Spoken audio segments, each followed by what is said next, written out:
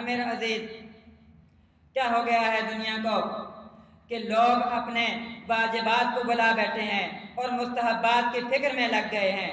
क्या होता है वाजिब और क्या होता है मुस्तहब? आप लोग तुल्लाब का मजमा है, उलमा बैठे हैं, मुझसे ज़्यादा जानते हैं कि मुस्तहब वो होता है कि जिसको जो अगर छूट जाए या जानबूझकर भी उसको छोड़ दिया जाए तो उसके छोड़ने से गुनाह नहीं होता और क़यामत वाले दिन उसके छोड़ने से सवाल नहीं होता। लेकिन इसके बरअक्स वाजिब वो होता है कि जो अगर छूट जाए या जिसको छोड़ दिया जाए तो उसके छोड़ने पे गुनाह भी होता है और क़यामत वाले दिन उसके छोड़ने से सवाल भी होगा कि फलां वाजिब तुम पे, फलां चीज़ तुम पे वाजिब थी, तुमने क्यों नहीं अदा की।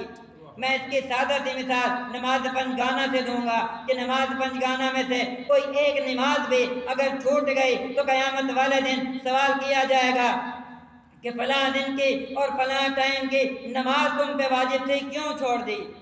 लेकिन इसके बरअक्स नमाज शब हो, नमाज तहज्जुद हो, वो मुस्तहब है। अगर छूट जाए या छोड़ दी जाए तो क़यामत वाले दिन उसका सवाल नहीं होगा। तो क्या कहना चाह रहे हैं पैगंबर गिरामी इस्लाम कि ऐ दुनिया वालों, शायद तुम नवाफिल और मुस्तहब्बात के पीछे लग जाओ और अपने फ़राइज़ को छोड़ दो।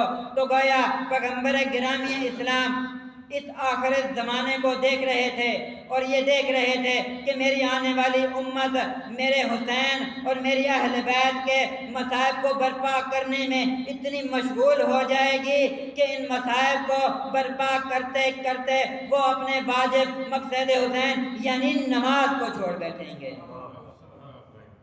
और चंद दिन पहले हमारे दोस्त मौलाना काशिफ अली मेरे उस्ताद मोहतरम सैयदुल वाहिदीन हज़रत अल्लामा सैयद मोहम्मद तकी शाह साहब क़िबला के एक जुमले को नकल कर रहे थे। फरमा रहे थे कि कौन सी आज़ादारी मतलूब है। आज़ादारी वो होनी चाहिए कि वो आज़ादारी कि जो इंसान को नमाजी बनाए वो आज़ादारी है, और वो मस्जिद है कि जो इंसान को आज़ादार बनाए।